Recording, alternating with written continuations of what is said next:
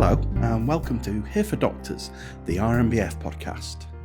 In case you don't know us, the Royal Medical Benevolent Fund is the UK charity for doctors, medical students and their families.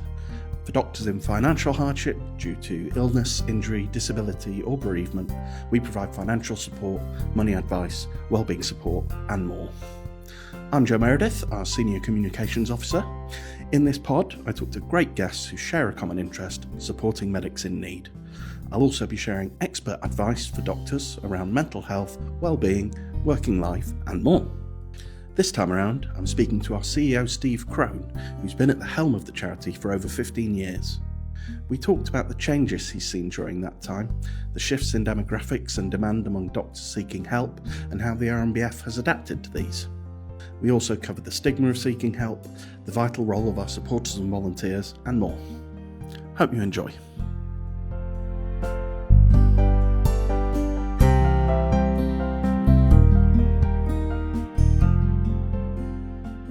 Welcome, Steve, and thank you for talking to me today. Thanks, Joe. My pleasure.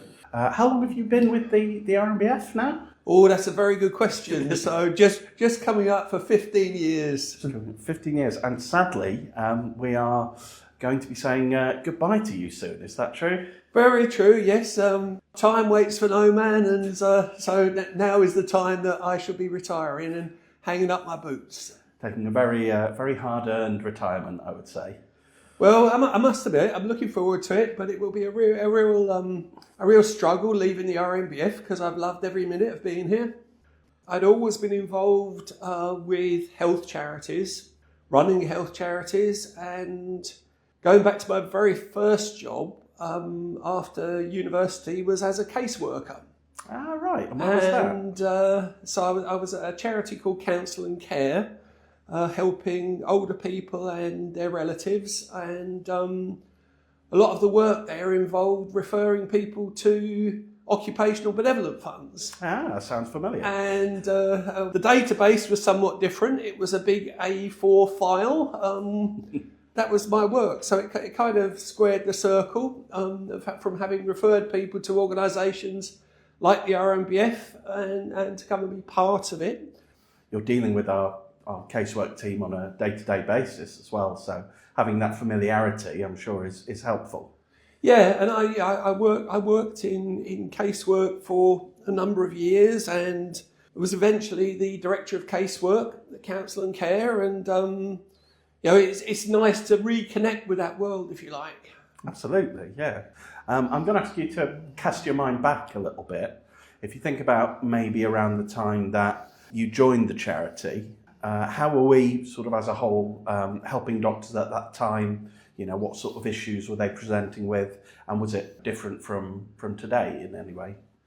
It was very different, to be honest. It was, well, first of all, the demographics were different. Mm-hmm. So it was an older demographic. So we were helping older people in need of care and support, and we were also doing a lot more longer term support particularly for those who'd been widowed or bereaved, and women who didn't have access to their late husband's pension, or there was a very small pension. So it was more of a long-term support and an older demographic. Mm-hmm. I think it's fair to say that things have kind of shifted over the past decade or so. Yeah, very much so. I mean, the demographic is much younger now, with most of our applicants and beneficiaries under the age of 50 and many under the age of 40. And we've also seen a shift from physical health needs to more mental health needs and shorter periods of intervention. So the focus now, where possible, is to help people to regain their independence and to get back to work. And so grants now tend to be shorter and particularly effective in helping people to really get back on track.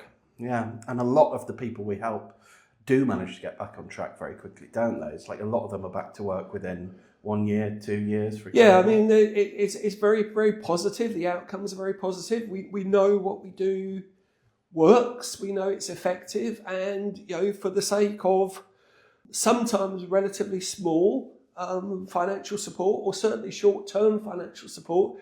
It can make all the difference between someone being able to get back to work and being able to provide for their family and look to the future. And we know what a huge difference that can make to people. Yeah, it's not to say that we won't help long term if the need is there, but we're also very aware that doctors tend to be sort of very driven people who see it as a calling. It's really important for them to get back to doing what they love. You're absolutely right, and long-term support is there, and there are some people that we are providing longer-term support to, and are committed to do that. But where it's possible for people to get back to work, that's what people want. It's a really positive outcome for all parties. Yeah, it's empowering, isn't it? It's setting people up for success. Really. Yeah, and the feedback we get from so many doctors who do successfully make that return to work and say, this is my first day back at work. I never thought I'd get here. The only reason I'm here is the RMBF. Yeah. Or I wouldn't have made it here without the RMBF. Yeah, there's certainly a lot of those quotes and testimonials that I've read. They always kind of tug at the heartstrings. It's really, really inspiring to see. They are. I mean, they're very moving stories, and it's why we do what we do. And we're also very careful to make sure people have the time to get well before they go back, because obviously that's very important too. Yeah, that time and that headspace. One recently that I think has always kind of stood out to me, of a woman who was, she'd had a cancer diagnosis. Because her finances were so pressured, she was thinking she'd have to go back to work while doing chemotherapy. And it just kind of doesn't bear thinking about, does it? Well, no, it doesn't, but people do it. Very, very often we see people who've made a return to work too early and that hasn't worked out, and they felt under pressure to get back to work, or under financial pressure to get back to work. You can see that by giving people that space, that breathing space, to make sure they are well and fit and ready to go back to work, it makes all the difference. Yeah, letting them concentrate on their health as their first and only priority. Absolutely. As a charity, the RMBF's core work has always been providing this kind of financial support, giving those grants when doctors can't support themselves. Could you maybe talk a bit about how our support has developed, and some of the things that we've added on to that core support? Yeah, certainly. I mean, one of the main changes that we made was with the agreement with the Charity Commission, to change our charity objects so that we could, for the first time, help medical students in their own right. And that was a really positive step for the charity. And I'm pleased to say we've been able to help now over 160 medical students to go on and qualify, who otherwise may well have fallen from their studies. And again, the positive support is that we know virtually all of those students have gone on to become great doctors, and that's been a fantastic change. Other things that we've seen is a shift. Well, I mentioned earlier a shift towards younger doctors in need of support. Also a move towards more mental health in terms of why people are approaching us. I mean, we still get applications as a result of physical health issues, but mental health has become the highest or the main issue that people will approach us for. Yeah, it's usually, most years it's over half of the people who approach us. Yeah, and it's issues such as stress and anxiety and burnout, as well as a wide and complex range of mental health conditions. Yeah. Ultimately, in an NHS that's under pressure, as we know, these things can cause us to lose doctors from the profession. When we need doctors, we need good doctors for patient care.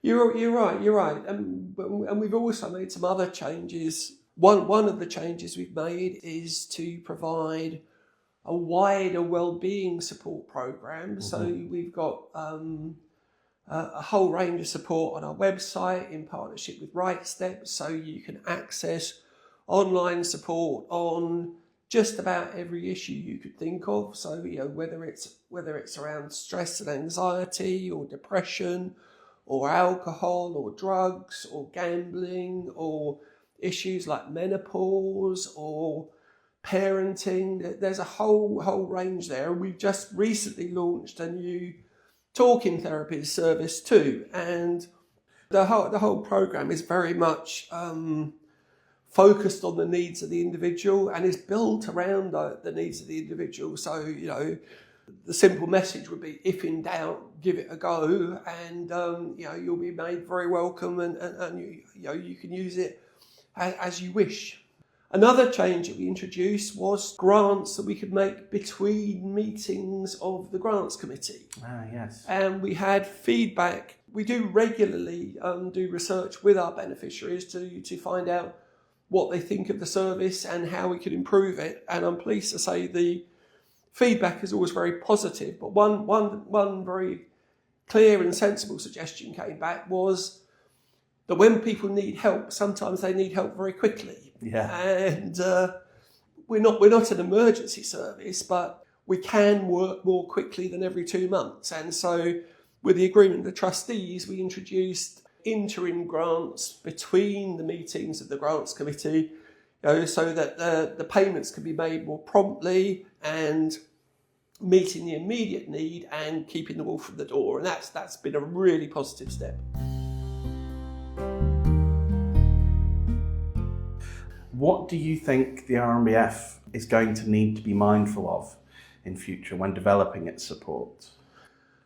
Well, we know that doctors are under increasing pressure, and so the RMBF needs to be ready to meet the demand emerging from that pressure. And as a first step to that, we need to make sure that people know we are here and know that we are able to offer that support. So getting the message out and spreading the word of mouth from other doctors is really, really important. In terms of issues that we're dealing with, issues emerging from working conditions are very prevalent, and burnout is all too familiar, and it's not going away anytime soon. One of the other areas that's been emerging over the last couple of years, sadly, is domestic abuse. Mm-hmm.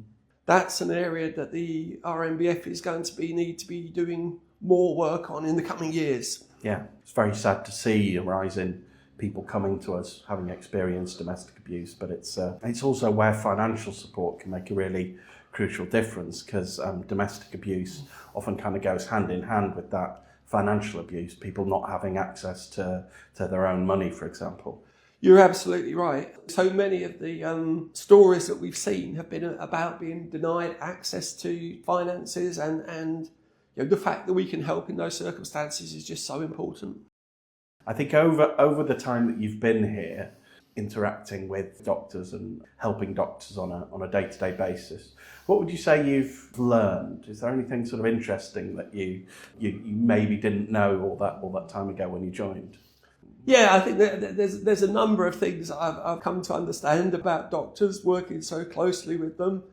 And obviously they're all individuals with their own individual approaches, but probably one very common thing that has come through loud and clear is just how reluctant doctors are to seek help themselves. Absolutely. They have a strong sense that they are the caregiver or the help giver.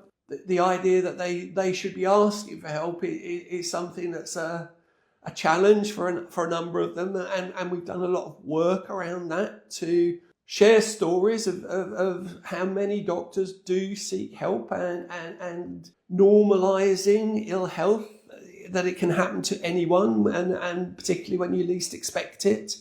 Yeah, absolutely. And it's people might almost get a little bit tired of us saying it, but it is time and time again that we've really got to work hard to fight that stigma.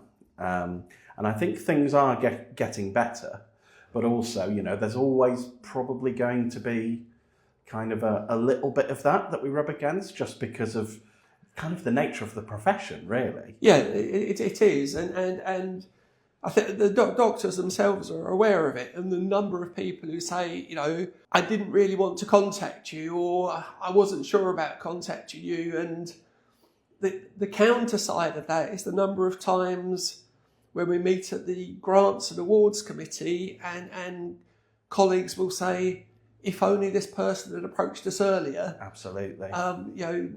It would have been so much easier to help them to regain their independence. Yeah, that first step, obviously it's always going to be up to a doctor themselves to make that first step. But once they've done it, I'd like to reassure doctors about how much help there is through that process. On our website, you can really easily see whether you might be eligible for support by answering a few simple questions. If you are eligible for support, you can apply online at your own pace. And of course, we've got our fantastic casework team. And from the moment that you get in touch, they're going to be there to, explain things non-judgmentally, confidentially. I think once you've reached out, we're really, really keen to help you through the process as much as possible. I think you're right. And it's interesting you mentioning the casework team there, because one of the most common bits of feedback that we get is around how supportive the team are when people make contact. The term non-judgmental comes up so frequently. The feedback is that people are so supportive and help the applicant through the process and are essentially there for the doctor needing help. There's a real community built up around the RMBF. Some people volunteer, they commit their time. Other people might do it in a less formal way. They might just tell a friend, and that's really valuable. Or they might give a donation. They might give us a regular donation, donate to one of our appeals. What would you like to say to that community of people who are all working together to support doctors? Well, I think the most important thing to say is thank you. And we have a team that works so hard in so many different ways, because everybody gets it, everybody understands what the focus is. The focus is helping sick doctors and medical students, and they know that what we do works, and so people are prepared to go the extra mile to make that difference. So my message would be we are hugely grateful, and please keep up the brilliant work. Yeah. It really does take everyone, doesn't it? We wouldn't be able to do what we do without the volunteers, without the supporters. You're absolutely right. Every single person is just so important, and the contributions that everybody makes, the connections are so important as well, because if it wasn't for the person out there telling people about the RMBF, we'd be sitting here twiddling our thumbs. We know what really works is somebody from the profession saying, do get in touch, you can really trust these people, I know them, do give them a call. The need for the RMBF is not going away anytime soon. We've been helping doctors for over 190 years now. We need to be sensitive and aware of emerging needs and make sure the RMBF is there to respond to those needs and support our profession through the toughest times. Well, I think on behalf of the community, thank you very much yourself, Steve. We'll be very sad to see you go. Very grateful, and we all wish you all the best.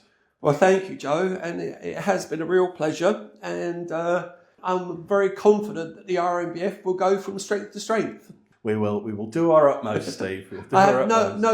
No doubt.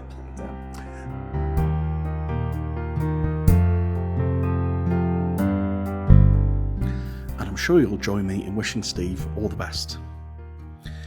If you're a doctor or medical student facing financial hardship, you may be eligible for financial support. Just visit rmbf.org and click Get Help to find out more. There, you'll also find links to our online wellbeing resource and talking therapies for doctors, as mentioned earlier on. Please subscribe to this podcast on Spotify, YouTube, or Apple Podcasts to get bite-sized episodes every month. Our music is Autumn Day by Kevin MacLeod, licensed under Creative Commons by Attribution 3.0. We can only help doctors in need thanks to our generous supporters. We receive no government funding. You can make a donation or find out how else to support our work at rmbf.org. Thanks for listening, and see you next time.